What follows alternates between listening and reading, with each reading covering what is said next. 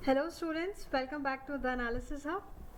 जैसा कि आप सभी को पता है, हम एमपीपीएससी प्रीलिम्स की यूनिट 1 को कवर कर रहे हैं और आज का जो हमारा लेक्चर रहने वाला है वो है मिडिवल हिस्ट्री के ऊपर। तो एमपी की मिडिवल हिस्ट्री आज हम स्टार्ट करने वाले हैं। इस पूरी हिस्ट्री को मिडिवल हिस्ट्री जो होगी उसको हम 2 पार्ट में कवर करेंगे। तो आज का जो लेक्चर होगा वो पार्ट फर्स्ट होगा, जिसके अंदर हम कुछ टॉपिक्स देखेंगे। जो भी आपका दिल्ली सल्तनत से लेकर बुंदेलखंड तक का रीजन है उसको आज हम कवर करेंगे।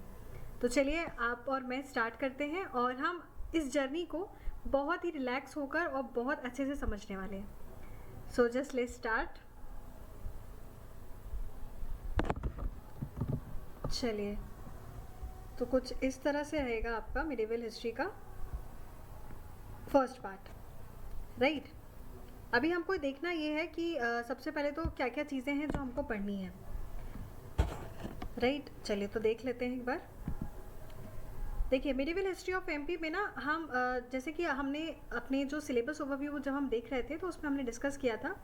सबसे पहले तो जो इम्पॉर्टेंट डायनेस्टीज़ हैं, इम्पॉर्टेंट डायनेस्टीज़ में आपको परमार डायनेस्टी है, फिर कल्चरी डायनेस्टी है, तोमर डायनेस्टी है। तो ये सारी डायनेस्टीज़ तो हम कवर करेंगे ही। इसके साथ साथ इंडियन हिस्ट्री को लेके थोड़ा सा चलेंगे, क्योंकि क्या होता है कि आपकी जो एमपी का मिडिवल हिस्ट्री है वो कहीं ना कहीं इंडियन हिस्ट्री से बहुत रिलेटेड है, राइट। तो मिडिवल हिस्ट्री ऑफ एमपी के अंदर सबसे पहले आपको दिल्ली सल्तनत से हम स्टार्ट करेंगे। देखो, एमपी की मिडिवल हिस्ट्री है तो ये इंडियन की जब मिडाइवल एरा स्टार्ट हो रहा होगा तो वहाँ से ही कनेक्टेड होगी, ठीक है। और जो एमपी की पर्टिकुलरली हिस्ट्री होगी जिसके अंदर कुछ डायनेस्टी हो जो पर्टिकुलरली एमपी से बिलोंग करती होंगी, उन्हें हम नेक्स्ट पार्ट में देखेंगे, ठीक है। बट कुछ एक हिस्सा अगर वो कनेक्टेड हो रहा होगा तो वो मैं आज कवर कर दूंगी। चलो तो इसको स्टार्ट करते हैं। सबसे पहले देखिए, यहाँ पर हम दिल्ली सल्तनत तो पढ़ेंगे, साथ में मालवा सल्तनत भी है। तो क्या होगा, दिल्ली सल्तनत इसलिए क्योंकि जब इंडिया के अंदर इन्वेजन होगा मुस्लिम्स का तो वो धीरे धीरे जो है एक टाइम के बाद मालवा में भी एंटर होंगे। तो इसलिए कहीं ना कहीं मालवा सल्तनत भी आपके लिए इम्पॉर्टेंट हो जाता है। मालवा सल्तनत के बाद हमको पढ़ना है मुगल पीरियड, ठीक है। मुगल पीरियड जो है आपका वही 1526 से 1605 तक का है। 1526 हम वही बाबर वाला जो पीरियड है उसको लेके कवर करेंगे। उसके बाद हम पढ़ेंगे तोमर डायनेस्टी। तोमर डायनेस्टी का जो टाइम पीरियड है वो 1390 से लेके 1515 तक। ये गढ़मंडल वाला जो एरिया है जिसमें अकबर का टाइम पीरियड बहुत इंपॉर्टेंट हो जाता है। यहाँ पे रानी दुर्गावती जो थी उनके साथ जो उनका फेस ऑफ था उसको थोड़ा सा हम डिटेल में देखेंगे। उसके बाद बुंदेलखंड वाला रीजन है और फिर बघेलखंड वाला रीजन। तो ये वाला जो रीजन है इसको थोड़ा और डिटेल में देखेंगे, क्योंकि यहाँ पर हमको मेनली एक्सपेंशन पढ़ना है और जो मेनली आर्किटेक्चर है जो उस समय पे डेवलप हुआ था उसको देखेंगे, राइट। तो चलिए अब स्टार्ट करते हैं। सबसे पहले हम देख लेते हैं इसका हिस्टोरिकल बैकग्राउंड। तो हिस्टोरिकल बैकग्राउंड में सबसे पहले तो ये पता होना चाहिए कि अगर हम बात कर रहे हैं मिडिवल हिस्ट्री की, तो मिडिवल हिस्ट्री में ये जो टाइम पीरियड रहेगा, इस टाइम पीरियड में जो राजपूत डायनेस्टीज़ है, जो राजपूत क्लेन्स है, जिसके अंदर आपके परमार और चंदेल जो डायनेस्टीज़ आएंगी उनको देखने का मतलब यहाँ पर उनका राइजिंग जो है वो देखने को मिलेगी, ठीक है। और जो आपको मेनली ये दिख रहे हैं ओरछा वाला स्टेट है, खजुराहो वाला स्टेट है, ये इंपॉर्टेंट हो जाता है एमपी के पर्सपेक्टिव से। तो चलो अब पहले तो स्टार्ट करते हैं इंडियन पर्सपेक्टिव से कि हमें सबसे पहले तो ये देखना है कि कैसे मिडिवल एरा स्टार्ट हो रहा है।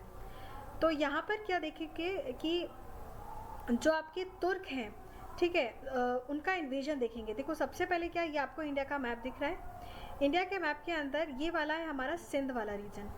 तो सबसे पहले जो इंडिया के अंदर इन्वेजन होगा मुस्लिम्स का, उसमें सबसे पहला जो नाम आता है वो आता है मोहम्मद बिन कासिम, ठीक है। मोहम्मद बिन कासिम जो है वो सबसे पहले अटैक करेगा और उसका अटैकिंग पीरियड जो है वो है 712 एडी, ठीक है, 712 एडी। अभी 712 एडी या 711 एडी कहीं कहीं मिल जाता है। तो यहाँ पर आपको सबसे पहले तो ये याद रखना है कि यहाँ पर सबसे पहला जो है मुस्लिम का इन्वेजन होगा, ठीक है। और इसके बारे में कहाँ से पता चलता है, तो इसके बारे में हमको पता चलेगा चचनामा करके एक लिटरेचर मिलेगा आपको जो कि लिखा गया है अली अहमद द्वारा, ठीक है। एक बार मैं फिर से रिवाइज करा देती हूँ। चचनामा के अंदर मोहम्मद बिन कासिम ने जो इंडिया में इन्वेजन किया था उसके बारे में पता चलता है। अगर कोई पूछे चचनामा किसके द्वारा लिखा गया है, तो अली अहमद द्वारा लिखा गया था। पर अभी भी याद रखना है कि ये इंडिया के अंदर इन्वेजन है। मोहम्मद बिन कासिम कभी भी एमपी तक नहीं पहुंच पाया। एमपी वाला रीजन ये दिख रहा है, यहाँ तक नहीं पहुंच पाया है।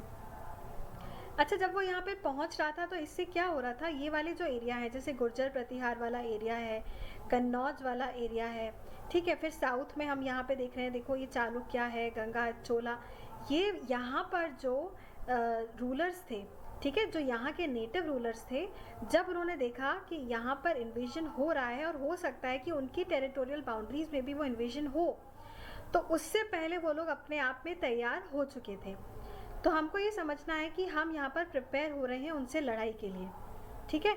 यहाँ पर अगर एमपी की बात करें तो एमपी में उस समय चंदेल और मालवा के परमार ये वाले जो हैं ये एक्टिव हो चुके थे, ठीक है।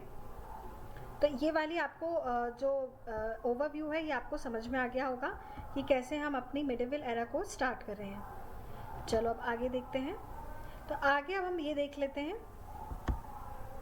जो भी मैंने रिपीट किया उसी को एक बार हम लिटरेचर फॉर्म में देख लेते हैं। देखो, तो हमने मोहम्मद बिन कासिम का देखा कि 711-712 एडी में आया। अब उससे थोड़ा सा आगे चलते हैं तो अपना गजनवी जो है, मोहम्मद गजनवी है ना, मोहम्मद गजनवी का टाइम पीरियड आएगा जिसमें आपको पता होगा कि ये एक व्यक्ति ऐसा था जिसने 17 बार भारत पर अटैक किया, भारत को लूटा। तो इसका टाइम पीरियड याद रखिएगा, 1000 से लेकर 1027 के टाइम पीरियड तक ये 17 बार अटैक कर चुका था।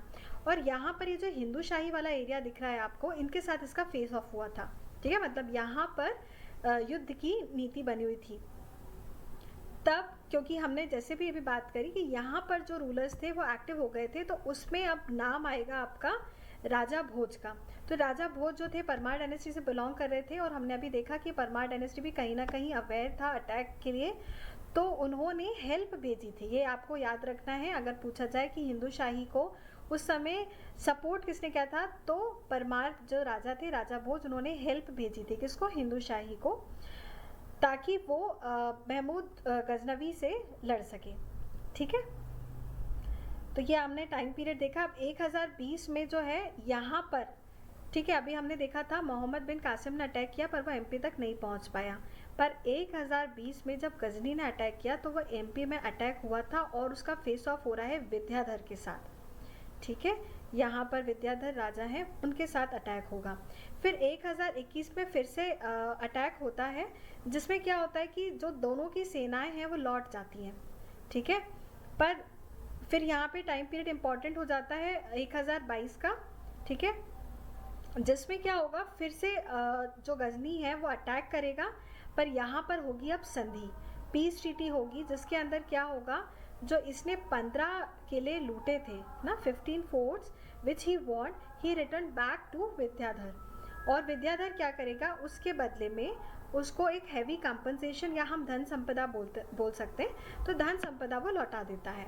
तो उससे क्या होता है, एक ट्रीटी फॉर्म हो जाती है कि अब आपस में जो है वो किसी भी तरह का वॉर या किसी भी तरह का अटैकिंग चीज़ नहीं होगी। इसी की खुशी में कहते हैं कि जो विद्याधर हैं उन्होंने कंदरिया महादेव का मंदिर बनवाया था। ये याद रखना है, ये पीएससी में क्वेश्चन आता है कि कंदरिया महादेव का मंदिर किसने और क्यों बनवाया था। तो आपको पता होना चाहिए कि गजनी से लड़ाई या युद्ध के बाद जो ट्रीटी हुई थी उसमें 15 किले जो वापस लौटाए थे गजनी ने, और इन्होंने जो धन संपदा दी थी ये कि 15 किले वापस मिल गए, उसके उपलक्ष्य में जो जीत हुई थी उसमें कंदरिया महादेव मंदिर बनवाया था। किसने बनवाया था, विद्याधर ने बनवाया था, ठीक है। ये रहा कंदरिया महादेव मंदिर, 1020 में बनवाया गया था ये, ठीक है। चलो तो अब आगे बढ़ते हैं। आगे अब हमें देखना है मोहम्मद गौरी के बारे में। ये अभी हम हिस्टोरिकल बैकग्राउंड ही कवर कर रहे हैं। हमारा जो मिडिवल एरा स्टार्ट होगा वो दिल्ली सल्तनत से होगा, ठीक है, पर अभी हमको हिस्टोरिकल बैकग्राउंड जाना बहुत ज़रूरी है क्योंकि इसी से हमारी कहानी जो है वो आगे बढ़ेगी, ठीक है। अब देखो क्या हो रहा है कि अभी सबसे पहले कौन आया, मोहम्मद बिन कासिम आया 711 से 712 एडी में आया, पर वो एमपी तक नहीं पहुंच पाया। फिर उसके बाद मोहम्मद गजनी आया। मोहम्मद गजनी ने 17 बार अटैक किया, पर फाइनली 1020 में क्या हुआ था, जब ये फाइनली आया तो यहाँ पर इसका फेस ऑफ होता है, और फेस ऑफ होने के बाद विद्याधर इसमें प्रमुख रोल निभाएंगे, वो आपको पता होना चाहिए। और ये था जिसने सबसे पहले अटैक किया था एमपी के अंदर।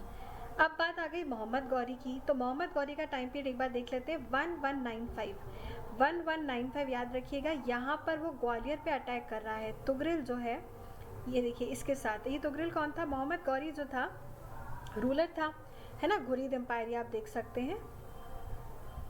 इसको मैं और अच्छे से बता देती हूँ। जैसे ये घुरीद एम्पायर है ना, यहाँ का सुल्तान बोल सकते हैं आप, कौन था, मोहम्मद गौरी। और देखो ये रहा गजनी, यहाँ से गजनी ने अटैक किया था। अब यहाँ से घुरीद एम्पायर जो है वो अटैक करके यहाँ पर आएगा। तो सबसे पहले एमपी में अगर गौरी ने अटैक किया तो वो ग्वालियर वाले रीजन में अटैक किया। अभी बात ये है कि तुगरिल नाम जो आपको दिख रहा है वो कौन था, क्या था। मोहम्मद गौरी जो था वो सुल्तान था, और उसके 6 स्लेव्स हुआ करते थे, ठीक है। और वो बहुत इम्पॉर्टेंट, बहुत प्रेशियस स्लेव्स थे, जिसमें बहुत भरोसा करता था। जैसे कौन कौन थे, तो जैसे सबसे पहले तो मैं बात करूं तो एक याल्दूस करके था, जिसका नाम था ताजुद्दीन याल्दूस। उसके बाद तुगरिल, इसका पूरा नाम था बहाउद्दीन तुगरिल। फिर एक कबाचा था, नसीरुद्दीन कबाचा, और मोहम्मद बख्तियार खिलजी, ठीक है। उसके अलावा इल्तुतमिश, और हमने बात करी जो एक बहुत प्रमुख था जो मोहम्मद गौरी के बाद पूरी सत्ता को संभालेगा, वो है कुतुबुद्दीन ऐबक, ठीक है। तो ये कुछ नाम है जिसमें से आपको मोस्टली जो प्रोमिनेंट नाम है, जैसे तुगरिल याद रखिएगा, कि हो सकता है कि एमपीपीएससी में एक क्वेश्चन आपसे पूछा जाए कि तुगरिल कौन था, वो किसका स्लेव था। पहला क्वेश्चन तो यहाँ से बन जाएगा। दूसरा ये क्वेश्चन बन जाएगा कि ग्वालियर में जब मोहम्मद गौरी ने सबसे पहले अटैक किया था तब उसके साथ कौन था। ये अटैक, ये वाला जो क्वेश्चन है ये आपका बन सकता है, ठीक है। उसके बाद ये भी बन सकता है कि अभी यहाँ पे देखो लोहंग देव जो राजा है, ये कहाँ के, ग्वालियर फोर्ट में उस वक्त राजा थे लोहंग देव। तो इसको किसने मारा था, ठीक है, मारा था या हराया था, ये किसने किया था। तो हो सकता है ऑप्शन में आपको मोहम्मद गौरी भी दे दिया जाए या तुगरिल भी दे दिया जाए, तो आपको दोनों पता होना चाहिए, ठीक है। अब हम बात कर लेते हैं 1202 से 1203 में। अब देखो कहानी कुछ ऐसे जा रही है। मोहम्मद गौरी जो है उसने अटैक किया, यहाँ पर लड़ाई वगैरह हुई, ठीक है, और जो लोहंग देव है उनको हराया। उसके बाद क्या हुआ था, इसको मंगोल से जो लड़ाई होनी थी उसमें इसको जाना पड़ा मोहम्मद गौरी को। तब इसने अपना पूरा जो कार्यभार था वो किसको दे दिया था, कुतुबुद्दीन ऐबक को दे दिया था। तो क्या होता है, मोहम्मद गौरी जो है वो लड़ाई में हार जाता है, और वापस लौटते वक्त इसकी हो जाती है मृत्यु। मतलब मोहम्मद गौरी जो है इनका हो जाता है दी एंड। तो कुतुबुद्दीन ऐबक क्या है, अपने आप को घोषित कर लेता है इंडिपेंडेंट और सुल्तान बना देता है। तो अब आपका जो यहाँ से स्टार्ट होगी आपकी, क्योंकि अभी देखो ये जो पार्ट दिख रहा है ना आपका, ये दिल्ली सल्तनत वाला पार्ट ही है। अब क्या होगा कि आपको ये बोला जाएगा कि सबसे पहली जो स्लेव डायनेस्टी है उसके पहले रूलर कौन थे और किसने फॉर्म करी। अब स्लेव डायनेस्टी इसलिए ही बोला जाता है इसको, गुलाम वंश जिसको हम हिंदी में कहते हैं, कि वो कुतुबुद्दीन ऐबक द्वारा स्थापित किया गया था मोहम्मद गौरी के ख़त्म होने के बाद। तो ये थे स्लेव, तो इन्होंने जब अपने आप को सुल्तान बनाया तो इन्होंने क्या है, अपने आप को गुलाम ही रहने दिया। कुतुबुद्दीन ऐबक की एक बात हमेशा मानी जाती है कि उन्होंने कभी भी अपने नाम के आगे सुल्तान नहीं जोड़ा, ठीक है। तो इसलिए इस वंश का नाम जो आगे स्टार्ट हुआ वो कुतुबुद्दीन ऐबक और स्लेव डायनेस्टी के नाम से ही चला, ठीक है। अब इनके बारे में थोड़ा सा हमने जैसे जान लिया, तो कुतुबुद्दीन ऐबक जो है इन्होंने बुंदेलखंड रीजन पर अटैक किया। अभी जैसे एमपी में हमको इम्पोर्टेंट पता होना चाहिए कि कौन व्यक्ति, कौन रूलर जो है किसने कहाँ पर अटैक किया, तो ये याद रखिएगा, बुंदेलखंड रीजन में इसने अटैक किया और चंदेल राजा परमारदी देव को हराया। और बहुत इम्पॉर्टेंट फोर्ट अपने एमपी के, जैसे कालिंजर हो गया, महोबा, खजुराहो, ये ऐसी सिटीज़ हैं जो इनके ऊपर इन्होंने कब्जा किया। किसने, कुतुबुद्दीन ऐबक ने। तो 1202 से 1203 का ये टाइम पीरियड इम्पॉर्टेंट हो जाता है स्लेव डायनेस्टी के अंदर, ठीक है। ये हमने थोड़ा सा पहले का इसका ओवरव्यू देख लिया। चलो तो अब यहाँ से हमारी जो स्टार्ट होगी वो होगी दिल्ली सल्तनत की स्टार्टिंग। चलो तो दिल्ली सल्तनत में सबसे पहले तो हमको ये पता होना चाहिए कि यहाँ पर हमको मेनली 5 डायनेस्टीज़ हैं जो कि पढ़नी है। सबसे पहले आता है गुलाम वंश, जिसे हम इंग्लिश में कहते हैं स्लेव डायनेस्टी। उसके बाद है आपका खिलजी डायनेस्टी, ठीक है, तो इसका टाइम पीरियड भी हम देखते चलेंगे, ठीक है। उसके बाद है ये खिलजी डायनेस्टी, फिर तुगलक डायनेस्टी, उसके बाद फिर सैयद डायनेस्टी और फिर है लोधी डायनेस्टी। देखो सैयद डायनेस्टी का बहुत ज़्यादा हमारे पास एविडेंस नहीं है एमपी के अंदर, ठीक है, तो पर बाकी सबको है, मतलब बाकी सबका जो हमारे पास सोर्सेज है वो काफ़ी कुछ है, तो हम इन सबको और अच्छे से पढ़ेंगे। दिल्ली सल्तनत का ये वाला देखिए आप, पूरा एरिया जो है ये दिल्ली सल्तनत का कवर होता है, ठीक है। इसको और अच्छे से एक बार देख लेते हैं। देखो दिल्ली सल्तनत का एरिया है ये, पेशावर से लेकर लाहौर, ये रहा दिल्ली आपका, ठीक है, नागौर, यहाँ से ग्वालियर। अगर एमपी की बात करें तो देखो ये ग्वालियर में, ठीक है, फिर ये धार वाला एरिया, ठीक है, और नीचे अगर आप आओगे तो नीचे ये मदुरई तक पूरा, ठीक है, और यहाँ पर आपका लखनौती और जाजनगर। तो ये दिल्ली सल्तनत का ये पूरा एरिया कवर होता था, ठीक है। चलो तो अभी सबसे पहले तो ये देखो कि दिल्ली सल्तनत जो है इसका टाइम पीरियड है 1206 से लेकर 1526 तक, ठीक है। ये दिल्ली सल्तनत का पूरा टाइम पीरियड है, ये आपको अच्छे से पता होना चाहिए। Okay done. चलो अब आगे बढ़ते हैं। सबसे पहले हम स्टार्टिंग कर रहे हैं अपने गुलाम वंश से, जो स्लेव डायनेस्टी है। स्लेव डायनेस्टी में सबसे पहले हमने जो बात करी थी वो था कुतुबुद्दीन ऐबक, ठीक है। चलो ये थोड़ा सा स्लो चल रहा है गाइस। तो सबसे पहले जैसे हमने बात करी कि स्लेव डायनेस्टी की इस्टेब्लिशमेंट किसने कराई थी, तो वो ये थे कुतुबुद्दीन ऐबक, और इनका जो टाइम पीरियड है रूलिंग का वो है 1206 से लेकर 1210 तक, ठीक है।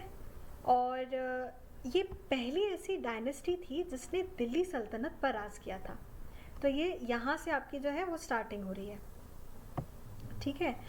अच्छा और एक बात, तो ये तो डायनेस्टी आपकी स्टार्टिंग हो गई। इसको ख़त्म करने के लिए ये एक्चुअली ममलूक वंश से थे, ये याद रखिएगा। कुतुबुद्दीन ऐबक जो है ये मेनली ममलूक जो उस समय डायनेस्टी होती थी, ठीक है, इनके एरिए की, वो उससे बिलोंग करते थे।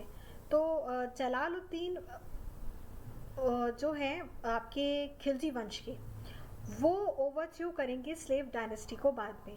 तो जो लास्ट रूलर हैं वो आपको याद रखना है, फिरोज़ खिलजी, ठीक है। चलो अब सबसे पहले हम देख लेते हैं कुतुबुद्दीन ऐबक का क्या क्या रोल रहा। सबसे पहले तो ये याद रखिएगा कि 1202 के अंदर ऐबक ने चंदेल किंग पारिमल देव, ये पारिमल देव भी मिलता है या फिर परमारी देव भी मिलता है, इनको हराया और कालिंजर फोर्ट को कैप्चर किया, ठीक है। फिर 1231 में ये यहाँ पे ऐबक का वाला जो ऐबक में जो इम्पोर्टेंट पार्ट था, तो उनका ये था कि कालिंजर फोर्ट को कैप्चर किया। थोड़ा सा अगर हिस्टोरिकल बैकग्राउंड में हम जाएं तो कुतुबुद्दीन ऐबक, मैंने जैसे बताया कि स्लेव थे, तो उनको स्लेव की तरफ पे मतलब खरीदा गया था। मोहम्मद गौरी ने कहाँ से खरीदा था, हिस्टोरिकल बैकग्राउंड में एक बार देखें तो अफ़गानिस्तान के घोर थे ये मोहम्मद गौरी, अफ़गानिस्तान के घोर थे, और वहाँ पर उन्होंने ऐबक को खरीदा था, ठीक है। चलो अब ज़्यादा देर ना करते हुए हम नेक्स्ट रूलर पर आते हैं। नेक्स्ट रूलर है हमारे इल्तुतमिश, ठीक है, शम्सुद्दीन इल्तुतमिश इनको कहा गया है। इनका टाइम पीरियड आएगा 1206 से 1210, कुतुबुद्दीन ऐबक का टाइम पीरियड हो गया, और 1211 से लेकर 1236 तक शम्सुद्दीन इल्तुतमिश भी रहेंगे। इससे पहले आराम शाह भी थे, पर हम उन्हीं रूलर को यहाँ पर कवर करेंगे जो कि हमारे एग्जाम पर्सपेक्टिव से इम्पॉर्टेंट है एमपी के लिए। जब हम इंडियन हिस्ट्री पढ़ेंगे तो इंडियन हिस्ट्री में आप पूरी क्रोनोलॉजी के अकॉर्डिंग ही पढ़ोगे। चलो तो 1231 की बात कर रहे हैं, जहाँ पर इल्तुतमिश जो है उन्होंने ग्वालियर, मालवा, मांडू ऐसे रीजन, ये सबसे प्रोमिनेंट और सबसे मैं कहूँ आर्ट एंड कल्चर के अकॉर्डिंगली बहुत अच्छे सिटीज़ थे मांडू। तो ये वाले जो है, हालांकि मांडू उस समय प्लेस ही थी, बहुत ज़्यादा कुछ डेवलपमेंट नहीं हुआ था। तो ये वाला जो एरिया है यहाँ पर उन्होंने कवर किया था। अब इल्तुतमिश की बात करें तो इल्तुतमिश जो थे ये सन इन लॉ थे, इनकी बेटी के पति सन इन लॉ थे इसके कुतुबुद्दीन ऐबक के। ठीक है, ये वाला देख लिया पार्ट। 1231 ये टाइम पीरियड आप याद रखेंगे। अब 1235 में क्या हो रहा है, वैसे इसका टाइम पीरियड 1234 या 1235 में भी है, जिसमें ये बताया गया है कि इल्तुतमिश ने इस टाइम पीरियड के अंदर उज्जैन में महाकालेश्वर मंदिर जो है वहाँ पर जाके बहुत लूटपाट मचाई थी और बहुत प्लंडर किए थे वहाँ पे। ठीक है, तो ये आपको थोड़ा सा याद रखना है। उसके बाद हमको पढ़ना है जो इम्पोर्टेंट है वो है घियासुद्दीन बलबन। देखिए इल्तुतमिश के बाद ना रज़िया सुल्तान भी आएंगी, उसके बाद जो नसीरुद्दीन शाह भी है, तो ये सारे आपके रूलर्स भी आएंगे। रज़िया सुल्तान ने भी काफ़ी अच्छा काम किया है। ठीक है, वो फीमेल रूलर रही हैं इस डायनेस्टी के अंदर। घियासुद्दीन बलबन ने ब्लड एंड आयरन पॉलिसी अपनाई थी। ठीक है, और ये याद रखना क्योंकि MPPSC के अंदर आपसे ये क्वेश्चन एक बार पूछा जा चुका है कि ब्लड एंड आयरन पॉलिसी जो है वो किसकी पॉलिसी थी, तो वो थी घियासुद्दीन बलबन की पॉलिसी। और इन्होंने किसके ऊपर अटैक किया था इस पॉलिसी के थ्रू? नरवर के राजा थे चहाड़ देव। ठीक है, चहाड़ देव, और कालिंजर फोर्ट के ऊपर, मतलब कालिंजर फोर्ट के अंदर राजा थे चहाड़ देव, उनके ऊपर अटैक किया था ब्लड एंड आयरन पॉलिसी के थ्रू। ठीक है, हम बात किसकी कर रहे हैं? घियासुद्दीन बलबन की। इनका टाइम पीरियड आप अच्छे से याद रखेंगे, 1266 से लेकर 1287 तक। डन। तो हमने यहाँ पर स्लेव डायनेस्टी में क्या क्या देख लिया, 1206 से लेकर 1290 तक। आपने देखा कि ये वाली जो डायनेस्टी है ये मोहम्मद गौरी के जो स्लेव थे, जो गुलाम थे कुतुबुद्दीन ऐबक, उन्होंने इसका स्टैब्लिशमेंट किया था मोहम्मद गौरी के मरने के बाद। कुतुबुद्दीन ऐबक की कुछ एक चीज़ें हमको पता होनी चाहिए कि कुतुब मीनार जो है दिल्ली के अंदर वो बनाया गया था कुतुबुद्दीन ऐबक के द्वारा। हालांकि इसकी 3 मंजिल तो इन्होंने बना दी थी, उसके बाद इल्तुतमिश ने जो चौथा जो मंजिल था वो इल्तुतमिश द्वारा बनाया गया है। ठीक है, मतलब इन दोनों का ही काम रहा है उसमें। साथ ही आपको पता होना चाहिए कि जो कुव्वतुल इस्लाम एक मस्जिद है दिल्ली के अंदर ही है, उसका भी जो मॉन्यूमेंट्स हैं जो बनाई गई थी वो भी आपकी कुतुबुद्दीन ऐबक द्वारा ही बनाई गई थी। ठीक है, और एक और चीज़ है जो मैं आपके साथ बताऊंगी इसके अंदर, वो ये है कि ये जो कुतुबुद्दीन ऐबक थे इनको लाख बख्श के नाम से भी जाना जाता था, मतलब गिवर ऑफ लैक्स। ये क्या करते थे, इनकी ना जनरॉसिटी बहुत फेमस थी, मतलब बहुत दयावान थे, तो लाख बख्श इनका नाम। क्योंकि ये क्या होता था कि कोई भी इनको अगर दया आती थी तो ये ऐसे ही लाखों लाखों रुपए जो है दान कर दिया करते थे। ठीक है, और इसके साथ में आपको ये भी पता होना चाहिए कि इनकी जो डेथ है, जैसे 1210 में जो डेथ हुई थी वो जो है इनकी घोड़े, मतलब क्या था, ये राइड कर रहे थे घोड़े पर और घोड़े से गिरकर इनकी डेथ हो गई थी। ठीक है, ये इंपॉर्टेंट हो जाते हैं कहीं ना कहीं कुतुबुद्दीन ऐबक, इसलिए हमको ये सारी चीज़ें जानना ज़रूरी भी हैं। ठीक है, अच्छा इनके बारे में एक नेगेटिव चीज़ भी आपको पता होनी चाहिए कि ये वैसे तो जैसे हमने बात करी जनरॉसिटी में बहुत अच्छे थे, इनको लाख बख्श भी कहते थे, पर कहीं ना कहीं इनका नाम इसमें भी आता है कि इन्होंने काफ़ी ज़्यादा जो हिंदू टेम्पल्स थे ना उनको उनका डिस्ट्रक्शन भी इन्होंने काफ़ी करवाया। ठीक है, तो ये भी आपको पता होना चाहिए। चलिए, तो ये हमने देख लिया। फिर अब जो इम्पोर्टेंट चीज़ थी वो आपके सामने है, जैसे 1202 में इन्होंने चंदेल राजा जो थे परमाधी देव उनके ऊपर अटैक किया, कालिंजर फोर्ट को कैप्चर किया, और साथ में अब जो बात है इल्तुतमिश की, शमसुद्दीन इल्तुतमिश, ये इनके सन इन लॉ रहे, और इन्होंने 1231 में ग्वालियर, मालवा और मांडू जैसे जो रीजन्स थे उनको जीता था। किसने? शमसुद्दीन इल्तुतमिश ने। उसके बाद 1235 में ये इन्होंने महाकालेश्वर जो उज्जैन का मंदिर है बहुत है ना प्रॉस्पेरस, उसको डिस्ट्रॉय किया था। किसने? इल्तुतमिश ने। और घियासुद्दीन बलबन जो है वो फेमस रहे अपनी ब्लड एंड आयरन पॉलिसी को लेकर। ठीक है। और इनसे रिलेटेड जो राजा थे वो याद रखना आपको नरवर के राजा थे। कौन से राजा थे? नरवर के राजा थे चहारदेव। ठीक है, चलो अब आगे बढ़ जाते हैं हम। अब आगे जो है, अब हमारी नेक्स्ट डायनेस्टी स्टार्ट होने वाली है। नेक्स्ट हमारी डायनेस्टी जो रहेगी वो है खिलजी डायनेस्टी। ठीक है, खिलजी डायनेस्टी 1290 से लेकर 1320 तक रहेगी। ओके, याद रखिएगा अभी हमने जो डायनेस्टी देखी स्लेव डायनेस्टी, उसके बाद आएगी खिलजी डायनेस्टी। इसका टाइम पीरियड देख लेते हैं। और इसमें आपको मैं सबसे पहले चाहूँगी कि हम रूलर्स एक बार देख लेते हैं। ठीक है,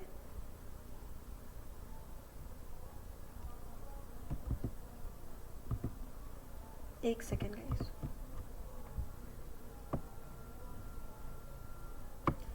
देखो रूलर्स से क्या होता है ना, आपको क्रोनोलॉजी पता होती है। क्रोनोलॉजी पता होना बहुत ज़रूरी है। देखो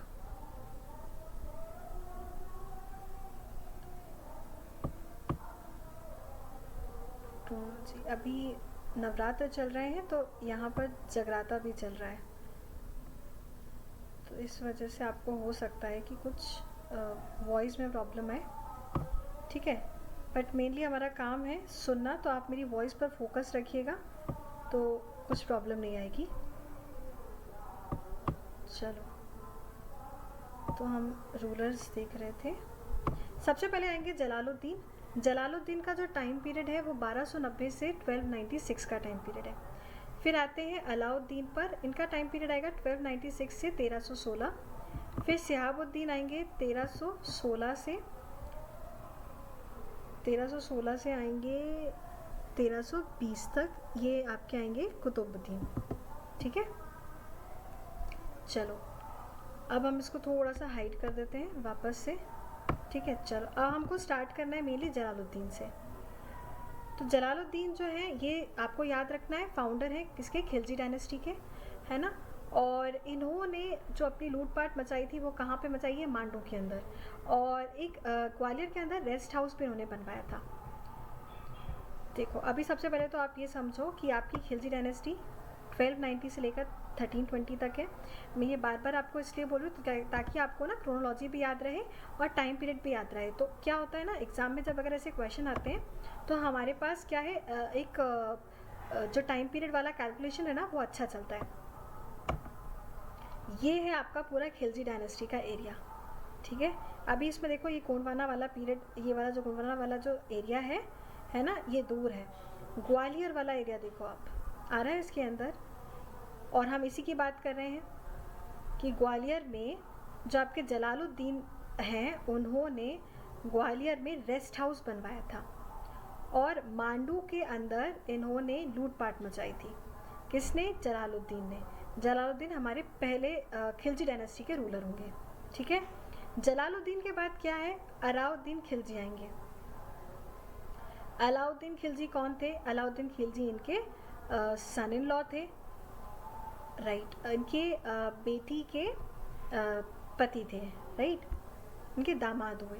तो और साथ में इनका भतीजा भी था ये। ठीक है, और क्या हुआ था, अलाउद्दीन खिलजी ने इनको मारा था, मतलब इनको मारने के बाद या असैसिनेट करने के बाद अपने आप को सुल्तान घोषित किया था। अब एक बात जो है जलालुद्दीन के लिए फेमस थी, ये थोड़े से नॉन वायलेंस वाली पॉलिसी को ज़्यादा देखते थे, है ना। ब्रूटल नहीं थे, नॉन वायलेंस को ज़्यादा मानते थे। तो इसलिए ना जो जनता भी थी, क्योंकि अब जी खिलजी डायनेस्टी है ये थोड़ी सी वायलेंट डायनेस्टी हुआ करती थी और प्रजा भी कुछ वैसे ही थी। तो इस वजह से बहुत ज़्यादा इनके मतलब बहुत ज़्यादा फॉलोइंग भी नहीं थी इनकी प्रजा के अंदर। तो अलाउद्दीन खिलजी की जो सोच थी वो भी इनसे मैच नहीं करती थी। तो अलाउद्दीन खिलजी ने इनको मारने के बाद अपने आप को घोषित किया था। अच्छा, अब अलाउद्दीन खिलजी की बात करें तो इन्होंने मालवा को कैप्चर किया है 1305 में। तो अब ये डेट आपके लिए हो जाती है इम्पॉर्टेंट, और साथ में इम्पॉर्टेंट हो जाते हैं अलाउद्दीन खिलजी, क्योंकि अब ये मालवा के अंदर इंटर हो रहे हैं। साथ में इन्होंने मिलिट्री कैंपेन कहाँ कहाँ भेजा था? तो भेलसा के अंदर, चंदेरी के अंदर, धार के अंदर, मांडू के अंदर। ठीक है, इस सबको ख़राब करने के लिए, सबको प्लंडर करने के लिए। साथ में आपको याद रखना है कि अलाउद्दीन खिलजी ने मंदसौर के अंदर किला भी बनवाया था। ठीक है, और 1292 से 93 के अंदर इन्होंने एनुल मुल्क, ठीक है, एनुल मुल्क कौन है? अलाउद्दीन खिलजी का एक कमांडर था एनुल मुल्क, ठीक है। इसने अटैक किया था महलक देव पर। महलक देव परमार डायनेस्टी के उस समय रूलर थे, उनके ऊपर अटैक किया था। तो क्वेश्चन आपसे पूछ सकते हैं कि एनुल मुल्क ने कहाँ पर अटैक किया था, और ये एक्चुअल में इससे क्वेश्चन आया हुआ है। एक क्वेश्चन था जिसमें पूछा गया था पीएससी ने कि एनुल मुल्क इन निम्न में से किसके अंडर इन्होंने शासन नहीं किया है, एनुल मुल्क ने। तो अब ये क्वेश्चन में आपको पता होना चाहिए कि ये किसकी राजपाट में था। तो आपको ये है कि अलाउद्दीन खिलजी से लेकर फिरोज शाह तुगलक तक एनुल मुल्क ने किया है, मतलब इसके अंडर रहे हैं। फिर हमने देख लिया कि परमार डायनेस्टी के रूलर महलक देव पर अटैक किसने किया था? एनुल मुल्क ने। अच्छा, किसके शासन काल के दौरान? तो अलाउद्दीन खिलजी के, ठीक है, 1292 से लेकर 1293 तक। अच्छा, अब एक और चीज़ है सार्वभौम शासक। ये एक्चुअल में हिंदी में था और मैंने इसको एज इट इज़ हिंदी में ही लिखा हुआ है, ठीक है। तो आप भी ये समझिए सार्वभौम शासक मतलब यूनिवर्सल रूलर, एक तरह से कि पूरा यूनिवर्सल उसकी जो रूलिंग है, उसकी जो थॉट प्रोसेसिंग है, वो सभी में एक जैसी है। तो और इतनी है कि वो एक जगह से सभी चीज़ को रूल कर सकता है। ये सारा जो है ये एक्चुअल में उपाधि थी, किसके लिए थी? अलाउद्दीन खिलजी के लिए थी, और ये दमोह के इंस्क्रिप्शन से हमको मिलती है। तो यहाँ पर ये आपके लिए इंपॉर्टेंट हो जाता है। कौन सा? दमोह का इंस्क्रिप्शन, करेक्ट। तो दमोह के इंस्क्रिप्शन में आपको पता चलता है कि अलाउद्दीन खिलजी को सार्वभौमिक शासक कहा गया है, करेक्ट। चलो, तो ये हमारा हो गया खिलजी डायनेस्टी। ये सारी जो डायनेस्टी अभी हम देख रहे हैं, इसको आप ये समझिए एमपी हिस्ट्री के पॉइंट ऑफ व्यू से देख रहे हैं। चलिए, नेक्स्ट हमारी जो डायनेस्टी आएगी वो आएगी तुगलक डायनेस्टी। सबसे पहले हमारा काम है देखना, क्योंकि मैपिंग से क्या होता है ना, आपको पता चल जाता है कि हाँ हमको कौन कौन से एरिया को कवर करना है। तो देखो तुगलक डायनेस्टी का टाइम पीरियड सबसे पहले देखो 1321 से लेकर 1398 तक, ओके। 1321 से लेकर 1398 तक आपका क्या चल रहा है? तुगलक डायनेस्टी का टाइम पीरियड चल रहा है। अब इनका एरिया अगर देखें तो एरिया भी आप देखो यहाँ तक पूरा, मतलब ये पूरा 7 सिस्टर्स तो कवर कर ही रहा है।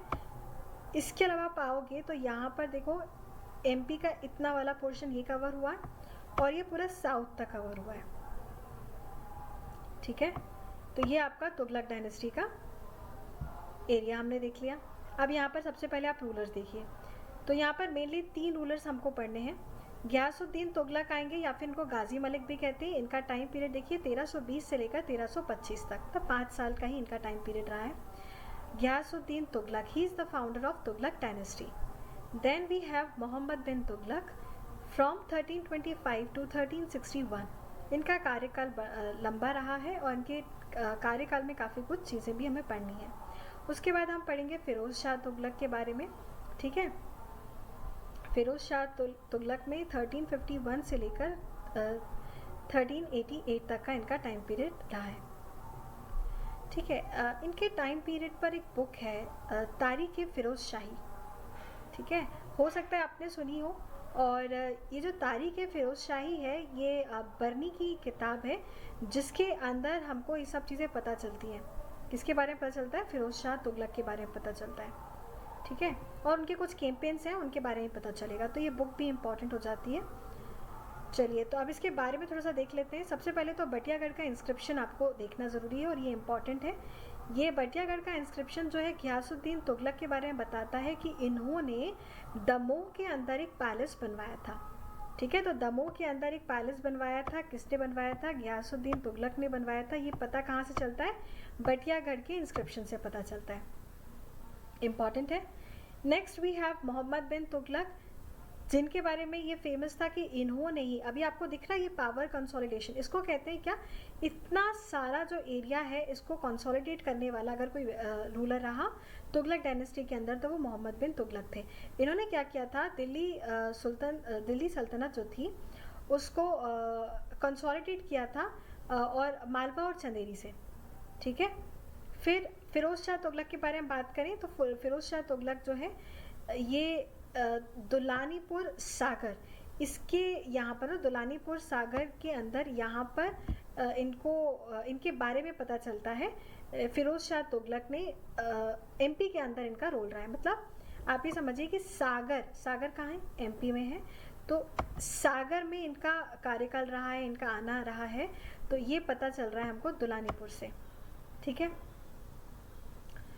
तुगलक डायनेस्टी जो है ये एक्चुअल में तुर्क इंडियन ओरिजिन की डायनेस्टी थी। तो तुर्क इंडियन ओरिजिन की डायनेस्टी थी, इसलिए हमको थोड़ा सा यहाँ वाला पार्ट भी दिख रहा है। ठीक है, तो ये तुगलक डायनेस्टी हमने देख ली, ज़्यादा बड़ी नहीं है, इसमें ज़्यादा रूलर भी नहीं रहे, 3 रूलर हैं, ये इंपॉर्टेंट है आपको। घियासुद्दीन तुगलक, ठीक है, मोहम्मद बिन तुगलक, फिरोज शाह तुगलक।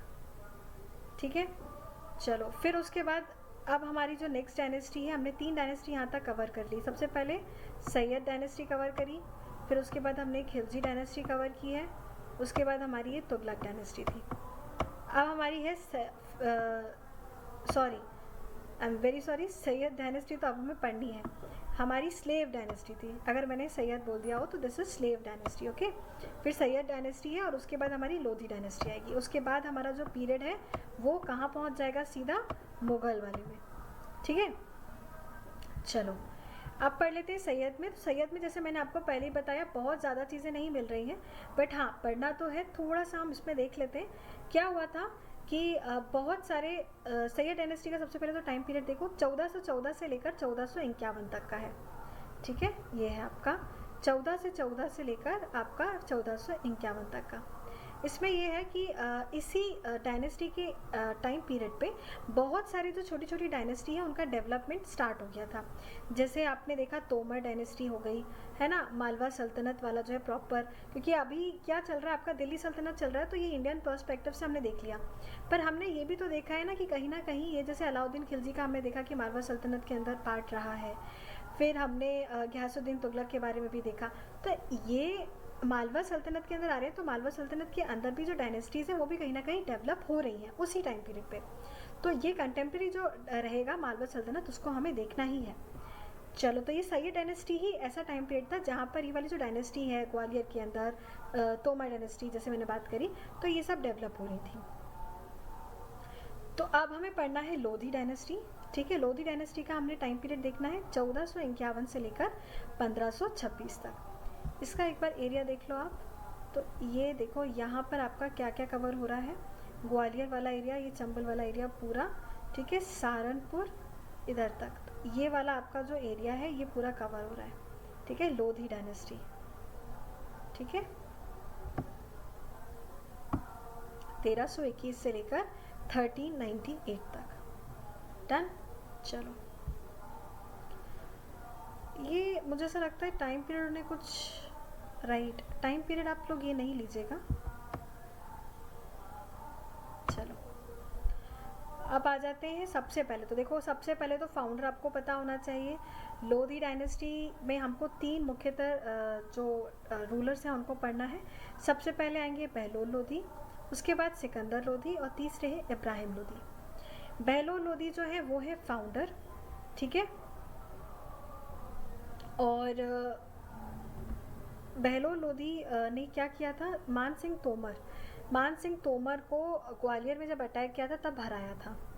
किसने हराया था, बहलोल लोधी ने। और इसके अलावा हमको देखना है सिकंदर। तो बहलोल लोधी के टाइम पर उतना ज़्यादा नहीं है। सिकंदर लोधी के टाइम पर उन्हें क्या किया है, ग्वालियर को चेक करने के लिए वो क्या कर रहे थे कि आगरा को एज अ कैपिटल रखा उन्होंने और ग्वालियर पर अटैक कर रहे थे। ठीक है, तो ग्वालियर पे इन्होंने 5 बार अटैक किया है। और इसके अलावा मैं बताऊं तो इनका जो इन्वेजन था किसका, लोधियों का, ये काबुल के रूलर थे। ठीक है, कि कौन थे काबुल के रूलर, लोधी डायनेस्टी नहीं थे। हम बात करेंगे काबुल के रूलर थे बाबर। ठीक है, इनका इन्वेजन हो रहा है। ठीक है, और ये पावरफुल नोबल रहे हैं। तो आपको ये पता होना चाहिए कि ये जो है आपका इब्राहिम लोधी, इनके साथ इनका युद्ध होगा और इसी युद्ध को कहते हैं 1526 का पानीपत का युद्ध। ठीक है, तो सबसे पहला बैटल जो होगा मुगल के साथ वो इब्राहिम लोधी करने वाले हैं। और 1517 में इब्राहिम लोधी ने क्या किया है वो देख लेते हैं 26 से पहले। तो 1517 में इन्होंने जो तोमर रूलर थे राजा विक्रमजीत, उनके ऊपर अटैक किया था। ठीक है, ये वाला। और दिल्ली सल्तनत के ख़त्म होने के बाद क्या हुआ था, तो after the decline of Delhi सल्तनत 1526 में बहादुर शाह जो थे ये यहाँ से गुजरात वाले एरिया से बहादुर शाह जो थे उन्होंने मालवा पर रूल करना शुरू कर दिया था। किसका डिक्लाइन हो गया था, दिल्ली सल्तनत का। अभी देखो दिल्ली सल्तनत का अभी आपने इससे पहले जो एरिया देखा होगा काफ़ी बड़ा था, अब यहाँ ये लोधी डायनेस्टी तक देखो आप कहाँ पहुँच गया है। और इसी टाइम पीरियड के अंदर काबुल के जो रूलर है कौन, बाबर, उनका इन्वेजन जो है वो हो रहा है। ठीक है, अच्छा दौलत खान का यहाँ पर नाम आएगा। दौलत खान देखो अभी जैसे काबुल वाला एरिया तो ये है ना, यही है ना। तो मैं जो आपको बता रही थी वो ये था कि काबुल के रूलर जो हैं इधर से जब आएंगे तो इनका सबसे पहले फेस ऑफ लोधी के साथ नहीं होगा, यहाँ पर पंजाब में एक अच्छे खासे राजा हैं दौलत खान, इनके साथ होगा। ठीक है, उसके बाद जब ये यहाँ को क्रॉस करेंगे उसके बाद इनकी एंट्री होगी कहाँ, इब्राहिम लोधी पे के साथ, जो कि यहाँ पर दिल्ली सल्तनत के अंदर कहीं ना कहीं रूल कर रहे हैं। और जैसा कि हमने बात करी अब दिल्ली सल्तनत खुद ही अपने आप में बहुत श्रिंक हो चुका है, तब इस तरफ ये जो गुजरात वाले राजा हैं बहादुर शाह, ये जो हैं ये आ जाएंगे आपके मालवा में रूल करने के लिए। तो आपको कहानी समझ में आ गई। सबसे पहले तो आपको पता होना चाहिए लोधी डायनेस्टी के बारे में हमने पढ़ा, तो बहलोल लोधी जो हैं ये ग्वालियर में अटैक करेंगे, और ग्वालियर में अटैक करेंगे किसके पास, मान सिंह तोमर के पास। ठीक है, और हार जाएंगे किससे, मान सिंह तोमर से। ठीक है, अटैक करेंगे और हार जाएंगे किससे, मान सिंह तोमर से। और तोमर डायनेस्टी है यहाँ पर, ठीक है, अभी फ्लरिश हुई है। उसके बाद सिकंदर लोधी आएंगे, उनके बेटे सिकंदर लोधी जो है आगरा पे, क्योंकि अभी वापस से इनको अटैक करना है ग्वालियर पे अटैक हुआ, मान सिंह तोमर ने इनको हरा दिया, तो अब क्या करेंगे, फिर से कोशिश की जाएगी। तो फिर से कोशिश कौन कर रहा है, उनका बेटा सिकंदर लोधी। तो सिकंदर लोधी जो है अब क्या कर रहे हैं, आगरा के पास उन्होंने अपनी बना ली क्या, कैपिटल, और ग्वालियर में 5 बार आक्रमण किए ताकि वो एंटर हो पाए, पर हुआ कुछ नहीं। इसके बाद आएंगे इब्राहिम लोधी, और इब्राहिम लोधी जो हैं उन्होंने तोमर रूलर राजा विक्रमजीत पे अटैक करते हैं, कब, 1517 में। ठीक है, और उसके बाद फाइनली इनका जो फेस ऑफ होगा वो किसके साथ हो जाएगा, आपका बाबर के साथ। ठीक है, तो ये आपको कहानी यहाँ तक क्लियर हो गई होगी।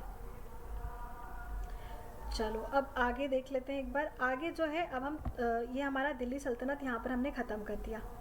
ठीक है, दिल्ली सल्तनत ख़त्म करने के बाद अब हमको मुस्लिम रूलर्स के बारे में पढ़ना है, जो इंडिपेंडेंट मुस्लिम रूलर्स हुए थे। ठीक है, मालवल सल्तनत जो मेनली हमको पढ़ना था, जिसके बारे में मैंने आपको बताया। 1400 से लेकर 1561 का टाइम यहाँ पर दिया हुआ है, जो इंडिपेंडेंट मुस्लिम रूलर्स एमपी के अंदर आए थे। ठीक है, इंडिपेंडेंट थे। मालवा सल्तनत में 1392 के अंदर इसका फ्लरिश हो रहा है। 1392 के अंदर मालवा सल्तनत जो है इसकी बिगनिंग हो रही है। सबसे पहली डायनेस्टी आएगी घुरीद डायनेस्टी। ठीक है, घुरीद डायनेस्टी जो है ये तुगलक के बाद आएगी।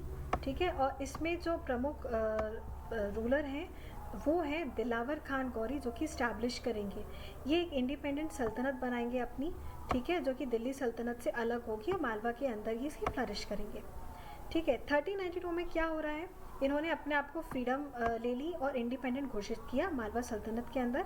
और रियल फाउंडर जो है उसके बारे में बात करें तो वो ये नहीं थे, दिलावर खान गौरी नहीं थे, वो थे होशंग शाह। ये होशंग शाह थे। ठीक है, मैं इसको थोड़ा सा इरेज कर देती हूँ, आपको कहीं बहुत ज़्यादा ये मैसी ना दिखे। चलो, तो अगर आपसे पूछे कि रियल फाउंडर कौन था, तो रियल फाउंडर था होशंग शाह। ठीक है, बट स्टैब्लिशमेंट अगर पूछे घुरीद डायनेस्टी का तो वो दिलावर खां गौरी था। ठीक है, अब और इसके जो फैक्ट्स हैं वो देख लेते हैं एक बार। तो देखो, फैक्ट्स हमको याद रखने हैं क्योंकि एग्जाम में उसी से रिलेटेड क्वेश्चन आएंगे आपसे। तो सबसे पहले तो ये पता होना चाहिए कि इसने कैपिटल क्या बनाया, तो कैपिटल इसने जो है वो धार को बनाया था। ठीक है, एमपी में धार कहाँ आता है, ये आपका, देखो एक सेकेंड। ठीक है, मैं आपको एक रफ बता देती हूँ। तो जैसे ये हमारा एमपी का कुछ ऐसा मैप होता है, यहाँ पर ये राइट, तो यहाँ पर आता है आपका धार। तो धार को क्या बना दिया इन्होंने, कैपिटल बना दिया। ठीक है, ये अच्छा, धार का जो कैपिटल था पहले से ही था, इसको शिफ्ट कर दिया था मांडू में। ठीक है, यहाँ पर ये देखो ये लिखा हुआ है, he choose Dhar as its capital पहले, फिर उसके बाद इसको शिफ्ट किया कहाँ, मांडू पे। और मांडू का नाम इन्होंने नया नाम रख दिया था शादियाबाद। ठीक है, शादियाबाद नाम रख दिया था, सिटी ऑफ जॉय। फिर उनके बेटे आएंगे अल्प खान। अल्प खान जो थे इन्होंने अपना नाम, तो ये जो होशंग शाह की बात कर रहे हैं हम रियल फाउंडर की, रियल फाउंडर एक्चुअल में बोल इसलिए रहे हैं क्योंकि इनके ही टाइम पर सबसे ज़्यादा अचीवमेंट रहे हैं इस डायनेस्टी के अंदर, तो इसलिए उस पर्सपेक्टिव में रियल फाउंडर कहा जाता है। तो इसका असली नाम क्या था, अल्प खान था। अल्प खान ने अपना नाम जो है चेंज कर लिया था होशंग शाह, और होशंग शाह ने ही होशंगाबाद की नींव रखी थी, मतलब होशंगाबाद बनाया था, वही होशंगाबाद जिसका नाम आज हम नर्मदापुरम देखते हैं। ठीक है, अच्छा, अब ये इम्पॉर्टेंट यहाँ पर ये इन्होंने बोला कि जो घुरी डायनेस्टी थी ये बहुत ज़्यादा टाइम तक रूल नहीं कर पाए थे, क्योंकि क्या हो गया था, जो होशंग शाह थे उनको जहर दे दिया गया था। ठीक है, और यहाँ पे देखो लिखा हुआ है, after poisoning the grandson of Hoshang Shah, sorry Hoshang Shah के जो ग्रैंडसन थे उनको पॉइजन दे दिया गया था। ठीक है, और उसकी जगह पे कौन आ गए थे, मोहम्मद खिलजी आ गए थे, और ये मोहम्मद खिलजी से ही अब जो डायनेस्टी आने वाली है वो खिलजी डायनेस्टी आने वाली है। ठीक है, और the dynasty was replace by Mahmud Shah first, जो कि उन्होंने अपने आप को क्लेम कर लिया था 1436 में राजा। ठीक है, इसको और अच्छे से समझ लेते हैं आगे। देखो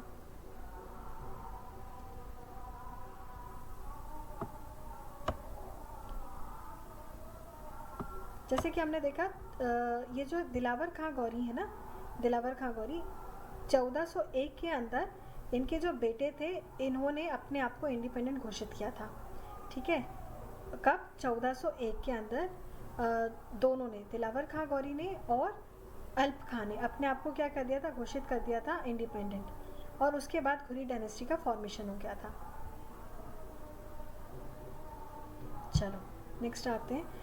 अभी घुरी डायनेस्टी के अंदर हमने अल्प खां की बात करी थी, वही अल्प खां जिसका नाम चेंज होके क्या हो जाएगा, होशंग शाह। तो होशंग शाह की इम्पॉर्टेंट अभी, क्योंकि हमने बताया रियल फाउंडर, तो इन्होंने ऐसा क्या काम किया है वो देख लेते हैं। सबसे पहले तो ये कि इनके पिताजी की डेथ होने के बाद 1405 में, ठीक है, दिलावर खां के बाद इन्होंने अपनी गद्दी संभाली थी। उसके बाद इन्होंने अपनी कैपिटल जो है वो मांडू कर ली थी धार से, और मांडू का नाम इन्होंने शादियाबाद रख दिया था, ये हम देख ही चुके हैं। इसके अलावा जो इम्पोर्टेंट है वो ये कि इनका जो अटैक हुआ था वो हुआ था कहाँ पे, गुजरात में मुजफ्फर शाह के साथ और उनके बेटे अहमद शाह के साथ। ठीक है, ये इम्पॉर्टेंट हो जाता है। और उसके बाद ये कि कल्पी वाला जो एरिया है वो इन्होंने जीता था उड़ीसा के अंदर, और बहुत सारे उड़ीसा के टेम्पल्स भी जो हैं उनको भी लूटा था, किसने, होशंग शाह ने। तो ये होशंग शाह वाला पार्ट हो गया। फिर उसके बाद आएंगे मोहम्मद शाह। तो मोहम्मद शाह, ये जो फर्स्ट मोहम्मद शाह हमने बात करी थी ना, यहाँ पर आपको the dynasty was replaced by Mahmud Shah first who proclaimed himself king.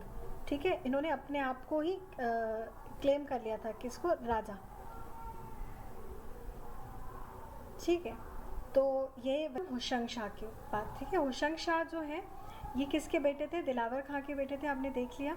1405 में ये गद्दी पर विराजमान हो रहे हैं अपने पिताजी की जगह। ठीक है, और यहाँ पर इनका फेस ऑफ होगा, मतलब यहाँ पर जो इनके अटैक रहे वो गुजरात के राजा के साथ रहे, गुजरात में मुजफ्फर शाह और उनके बेटे अहमद शाह के साथ। साथ ही उड़ीसा में इन्होंने काफ़ी सारे मंदिरों को लूटा है और कल्पी पर विजय प्राप्त की है। ठीक है, होशंग शाह के बाद हम आएंगे महमूद शाह पे, मोहम्मद शाह पर। ठीक है, ये बेटे हैं होशंग शाह के, और इन्होंने वज़ीर के रूप में, मतलब अपने वज़ीर या मंत्री बोल सकते हैं, महमूद खान को अडॉप्ट किया था। ठीक है, तो क्या हुआ था, आप देखो होशंग शाह तक तो सब ठीक चल रहा था, पर जो मोहम्मद शाह थे वो उतने कॉम्पिटेंट रूलर नहीं बन पाए, तो इनकॉम्पिटेंट हो गए थे। तो क्या हुआ था, जो महमूद खान है उन्होंने अपने आप को फिर इंडिपेंडेंट किया और अपने आप को राजा घोषित किया था, और ये राजा घोषित करने के बाद उन्होंने अपनी नई डायनेस्टी फॉर्म कर दी थी, जिसको हम कहते हैं खिलजी डायनेस्टी या फिर खलजी डायनेस्टी, मालवा सल्तनत की। ठीक है, ये हमारी कौन सी डायनेस्टी हो गई? घुरीद वाली डायनेस्टी हो गई। अब हम किस पे आ रहे हैं? क्योंकि महमूद खान याद रखना है आपको, किसको ख़त्म, इनकॉम्पिटेंट रूलर था तो उसको रिप्लेस कर दिया था किससे? महमूद खान के साथ। यहाँ हमने जो देखा था अभी, ये dynasty was replaced by Mahmud Shah first या महमूद खान।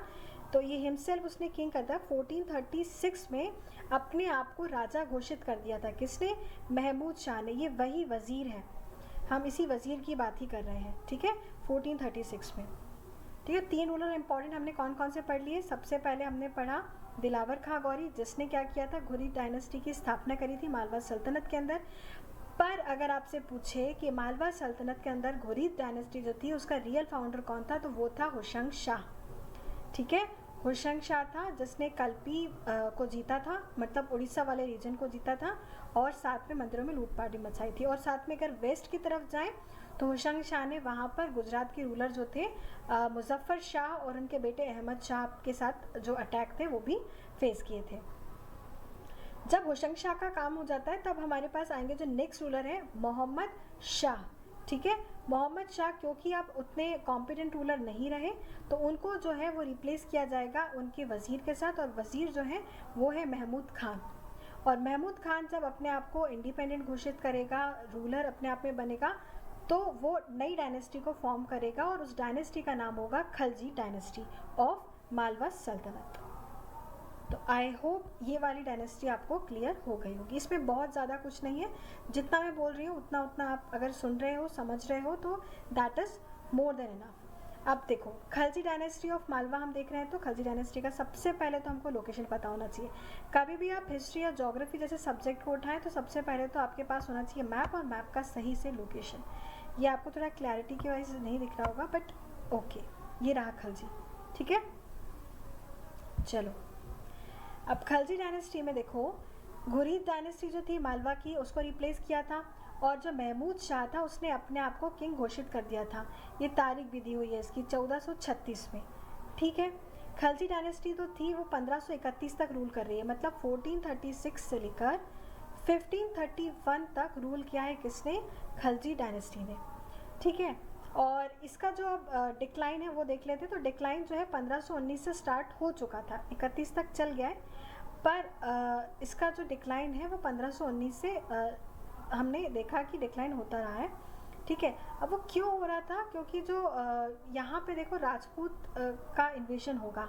ठीक है, जो राणा सांगा थे मेवाड़ के, ठीक है, इधर साइड से आप देखोगे और इधर साइड से देखोगे तो यहाँ पर अगर हम देखें तो राणा सांगा थे मेवाड़ से, उनकी तरफ से काफ़ी ज़्यादा अटैक हो रहा था मालवा पे। तो इस वजह से मालवा सल्तनत का जो डिक्लाइन है वो 1519 से देखने को मिलता है। ठीक है, यहाँ पर कोई डाउट नहीं होना चाहिए। चलो अब आगे बढ़ जाते हैं। अब आगे हम देखने वाले हैं सबसे पहले तो, अब जो महमूद शाह की हमने बात करी जिन्होंने अपने आप को राजा घोषित किया, थोड़ा उनके बारे में जान लेते हैं। तो महमूद शाह खिलजी जिनकी बात करी हमने, 1436 से लेकर 1469 तक का इनका कार्यकाल रहा है। ठीक है, इनका एक और नाम है वो है अलाउद्दीन महमूद शाह फर्स्ट। ठीक है, इनके बारे में बोला जाता है कि ये बहुत अच्छे रूलर हैं, इम्पार्शियल रहे हैं। ठीक है, इम्पार्शियल रूलर रहे हैं। साथ में अगर इनकी वो देखें क्या ओरिजिन देखिए तो ये टर्किश डेसेंट से आए हुए हैं। ठीक है, और ये तो हमने देख ही लिया है कि इन्होंने खलजी डायनेस्टी के मतलब फाउंड करी थी।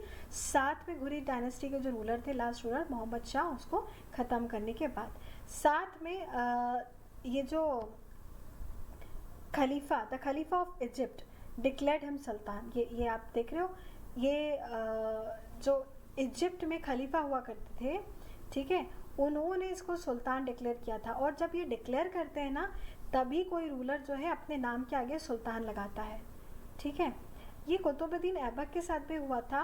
जो खलीफा थे उन्होंने तो डिक्लेयर कर दिया था सुल्तान, पर कुतुबुद्दीन ऐबक ने, क्योंकि वो गुलाम था और बाय नेचर उसने खुद अपने आप ही नहीं लगाया सुल्तान कभी। ठीक है, अब देखो इसके रूल में क्या बोल रहे हैं कि जो मालवा सल्तनत था वो अपनी पीक पर था। ठीक है, और इसी टाइम पीरियड पे काफ़ी सारे मिलिट्री कैंपेन भी हुए हैं जो नियर बाई टेरिटरीज थे ना उसके लिए। ठीक है, चलो अभी हम देख लेते हैं। इसके द्वारा बहुत सारे युद्ध हैं जो कि लड़े गए थे। ठीक है, उनको एक बार देख लेते हैं, मैं आपके लिए रीड कर दूंगी, बाकी आप क्या करिएगा, स्क्रीनशॉट लेके रखिएगा। जैसे यहाँ के लिए रीड कर दूंगी। Battle of Sarangpur, battle of Sarangpur जो है ये 1437 में होगा। अब यहाँ पर जितने भी बैटल होंगे ना, इसमें आप एक चीज़ नोटिस करेंगे कि ये जो राणा कुंभा है ना, इनके साथ इनके अटैक हो रहे हैं, मतलब इनके साथ फेस ऑफ ज़्यादा है।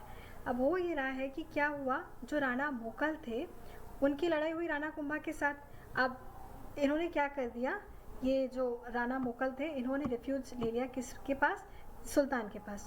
कौन से सुल्तान, ये अपने खलजी। तो इनके पास जब रिफ्यूज लिया तो इन्होंने क्या किया, रिफ्यूज दे भी दिया और मना कर दिया किसको, राणा कुंभा को, कि भाई ये आप, मैं इनको नहीं दूंगा। तो अब यहाँ पर इनकी और इनकी दुश्मनी हो गई। अब ये हुआ कि इन्होंने फिर इसको भी हराया और उसके बाद क्या किया, महमूद खलजी को कैप्चर कर लिया 6 महीने तक, और 6 महीने तक कैप्चर करके हराया और कैप्चर भी हो गए।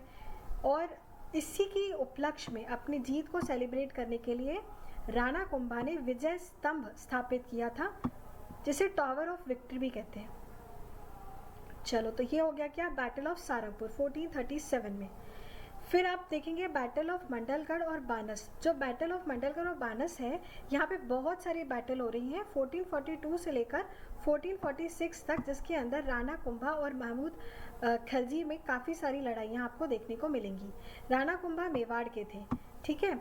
और मंडलगढ़ में जब आएंगे 1457 में, तो यहाँ पर जो है, जो आपके सुल्तान महमूद हैं, ठीक है, ये राणा मंडलगढ़ के जो राणा है वहाँ पर अटैक करेंगे, ठीक है, पर कोई फ़ायदा नहीं होगा, इनको लॉस होगा काफ़ी ज़्यादा, ठीक है, इस बैटल में। और उसके बाद क्या होगा, ये जो राणा थे ये कहाँ चले जाएंगे, गुजरात रूलर के पास कन्फ्रंट के लिए। और the Malwa Sultan attacked Mandalgarh and captured it, ठीक है। तो जो मालवा के सुल्तान थे फिर वो अल्टीमेटली मंडलगढ़ पे जाएंगे और उसको कैप्चर करेंगे। तो ये वाला जो है मंडलगढ़ का बैटल है। और जब बात करें बैटल ऑफ मेवाड़ की, तो यहाँ पर फिर उसके बाद जो आपके महमूद खलजी हैं वो अब डायरेक्टली क्या करेंगे, राणा कुंभा पर तो अटैक करेंगे, साथ ही मेवाड़ पर भी अटैक कर रहे हैं, पर कोई फ़ायदा नहीं निकलेगा इसमें, वो भी हार जाएंगे और हार के वापस वो कहाँ चले जाएंगे, मांडू चले जाएंगे। मेनली आपको ये 4 बैटल जो हैं वो पता होने चाहिए, ठीक है। तो ये 4 बैटल हमने देख लिए। चलो अब आगे देख लेते हैं। तो आगे आएंगे घियासुद्दीन शाह। अभी हमने महमूद खलजी के बारे में देखा। घियासुद्दीन शाह 1469 से लेकर 1500 AD तक आएंगे, ठीक है। ये जो है ये मिलिट्री कमांडर रहे हैं और अपनी गद्दी पर बैठने के बाद इनको कहा जाता है कि इन्होंने अपने बेटे को ही मार दिया था, जो कि थ्रोन के लिए रिवोल्ट किया था जिसने, और उसको जहर देके मार दिया गया था। ये हालांकि थे रिलीजियस किस्म के, मतलब रिलीजियस थे और कल्चरल लाइफ को बहुत अच्छे से मानते भी थे। साथ ही इन्होंने मांडू के अंदर जहाज़ महल जो बहुत फेमस है उसको बनवाया था, ठीक है। किसको, जहाज़ महल को बनवाया था, कहाँ पर, मांडू के अंदर। चलो, और साथ में इनको पेंटिंग काफ़ी अच्छी लगती थी, जैसे हमने कल्चरल लाइफ अच्छी है तो पेंटिंग भी डेफिनेटली इनको अच्छी लगती थी, तो पेंटिंग को काफ़ी उन्होंने पैटर्नाइज किया है। साथ में एक बुक है, बुक ऑफ डिलाइट्स, जिसको नीमतनामा ए नसीरुद्दीन शाही भी कहते हैं। क्या कहते हैं, नीमतनामा ए नसीरुद्दीन शाही, ठीक है। इस बुक के अंदर 55 पेंटिंग्स थी, जो कि क्या था, जो प्री इस्लामिक इंडियन स्टाइल की पेंटिंग थी और पर्शियन स्टाइल की, इन दोनों का फ्यूजन था उसमें। तो 55 पेंटिंग ऐसी थी उसके अंदर, किसके अंदर, बुक ऑफ डिलाइट्स के अंदर। तो ये नाम एक बार याद रख लेना, हो सकता है कि PSC में आपसे पूछ लिया जाए व्हाट इज़ द नीमतनामा ए नसीरुद्दीन शाही, और आ जाते हैं ऐसे क्वेश्चंस, ठीक है। तो इसको बिल्कुल भी आप मिस नहीं करेंगे। बाकी फरिश्ता जो है, इसके अकॉर्डिंग ये माना गया है कि घियासुद्दीन शाह जो हैं वो मोइनुद्दीन चिश्ती को मानते थे, जो सूफ़ी थे, सूफ़ी संत मोइनुद्दीन चिश्ती, और उन्हीं के उपलक्ष्य में या उन्हीं को रिस्पेक्ट के फॉर्म में इन्होंने बुलंद दरवाज़ा का निर्माण भी किया था। कहाँ पर, अजमेर शरीफ दरगाह में, ठीक है, in honour of the scholar. ये जो मोइनुद्दीन चिश्ती है उनके ऑनर में इन्होंने अजमेर शरीफ दरगाह के अंदर बुलंद दरवाज़ा जो है उसका निर्माण भी कराया था। चलो, तो अब आ जाते हैं कहाँ पर, महमूद शाह द्वितीय। तो घियासुद्दीन शाह देख लिया, महमूद शाह द्वितीय, ठीक है। महमूद शाह द्वितीय जो है ये लास्ट रूलर भी रहे हैं। साथ में देखिए ये अब जैसे हमने देखा 1526 से 1530 तक इसका बाबर का रूल रहा है, फिर हम ये 1531 पर आ रहे हैं। तो क्या हो रहा है कि यहाँ पर महमूद शाह द्वितीय जो हैं ये गुजरात के जो रूलर हैं मुजफ्फर शाह, ठीक है, इनको अपना अलायंस बना रहे हैं, ठीक है, अलायंस कर रहे हैं, ठीक है, किसके लिए? चंदेरी के जो मेदनी राय हैं उनके खिलाफ। अब आप ये समझ लो चंदेरी के मेदनी राय के साथ ये अगेंस्ट में जा रहे हैं, तो इनको सपोर्ट करने के लिए फिर आ जाएंगे कौन? राणा सांगा आ जाएंगे मेवाड़ के। तो ये कहीं ना कहीं इन लोग की लड़ाई हो ही रही है, किसकी? राणा कुंभा और महमूद खलजी की हुई, अब महमूद शाह और राणा सांगा और मेवाड़ की हो जाएगी, ठीक है। पर मेदनी राय से वो हार जाते हैं, क्योंकि इसको सपोर्ट किसका है? राणा सांगा का। तो महमूद शाह यहाँ पर हार जाते हैं और फिर बाद में क्या होता है? ये सरेंडर करते हैं किसको? बहादुर शाह को सरेंडर कर देते हैं गुजरात के 1531 में।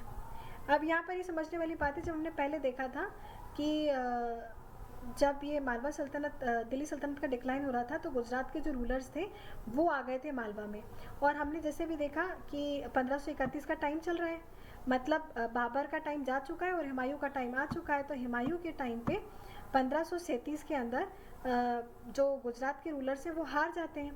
पर 1537 में आपको ये पता रहना चाहिए कि जो कादिर शाह है, ये कहाँ पे? खलजी डायनेस्टी की बात हो रही है ना, उसके एक्स ऑफिसर कादिर शाह जो वापस रूल करेंगे और रिगेन कर लेंगे कहाँ पे कंट्रोल? अपना मालवा टेरिटरी के अंदर। और फिर बाद में क्या होगा? ये जो मालवा है वो फिर बाद में शेरशाह सूरी के अंडर आ जाएगा। और आपने जैसे ही पता है कि शेरशाह सूरी के टाइम पर हुमायूं जो है अपना युद्ध हार जाते हैं और जगह जगह भटकते हैं।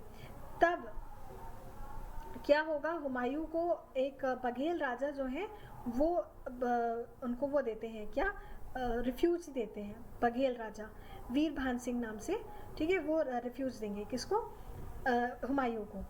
अच्छा, और शेरशाह सूरी तो आ गए अब कहाँ? मालवा के कंट्रोल में। तो शेरशाह सूरी ने क्या किया है? राज्यपाल नियुक्त कर दिया है शुजात खान को। कहाँ का? मालवा का। तो मालवा का प्रोविंस का जो गवर्नर होगा अब कौन होगा? शुजात खान।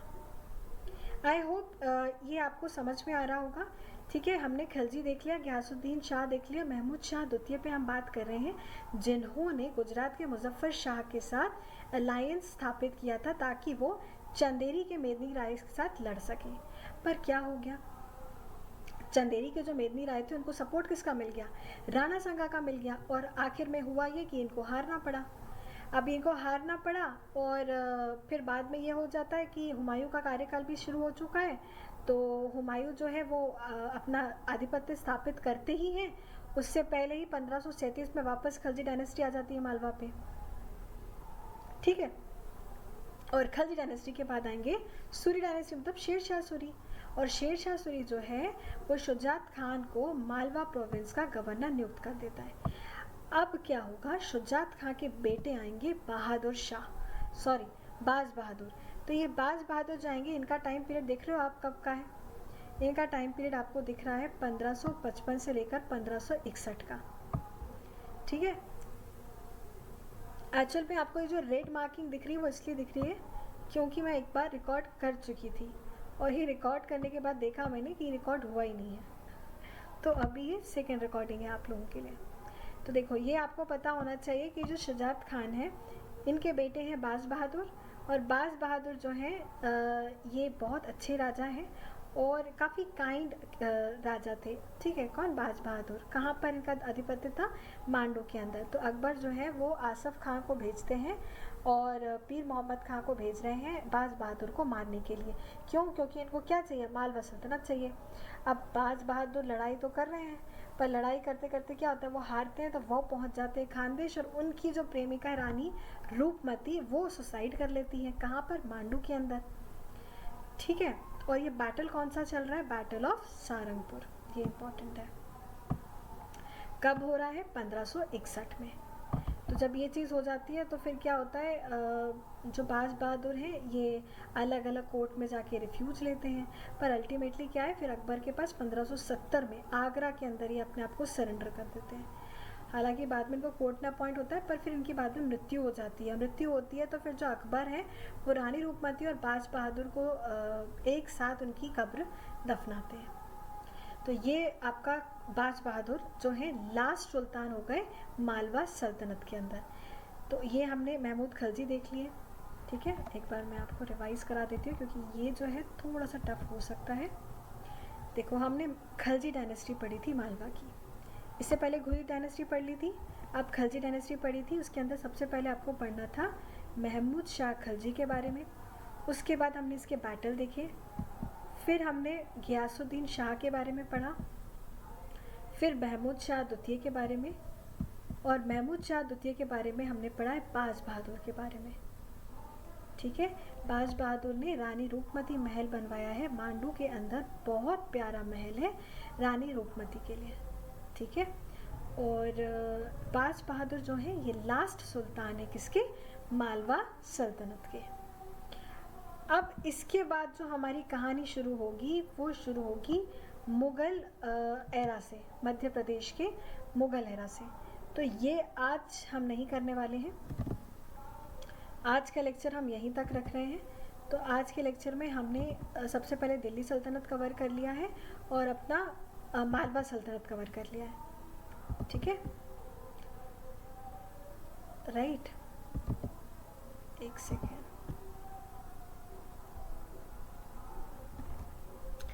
तो आज हमने मिडिवल हिस्ट्री में थोड़ा सा रिकैप देख लेते हैं। सबसे पहले हमने हिस्टोरिकल बैकग्राउंड देखा, वहाँ हमने देखा कि कैसे मुस्लिम इन्वेडर्स जो हैं भारत के ज़रिए, है ना, भारत का जो वेस्टर्न बाउंड्री है, नॉर्थ वेस्टर्न बाउंड्री, वहाँ से उन्होंने एंट्री कैसे ली, जिसमें सबसे पहले हमने देखा मोहम्मद बिन कासिम के बारे में, उसके बाद हमने देखा मोहम्मद गजनवी के बारे में, फिर मोहम्मद गौरी, और उसके बाद हमारी जो डायनेस्टी है वो दिल्ली सल्तनत की शुरू हो गई थी जिसमें हमने 5 डायनेस्टी कवर करी हैं, जिसमें गुलाम वंश आपने पढ़ा, गुलाम वंश के बाद आपने खिलजी वंश, तुगलक, सैयद और लोधी वंश के बारे में पढ़ा।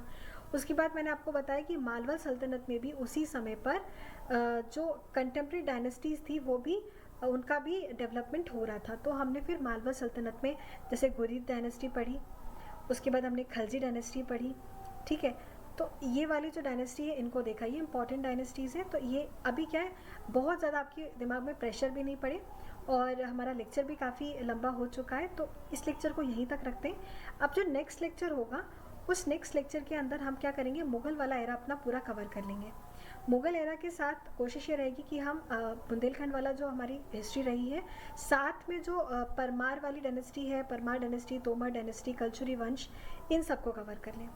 तो आज मुझे आज्ञा दीजिए, मिलते हैं फिर नेक्स्ट लेक्चर में। तब तक के लिए thank you so much, and do follow the analysis hub. Thank you.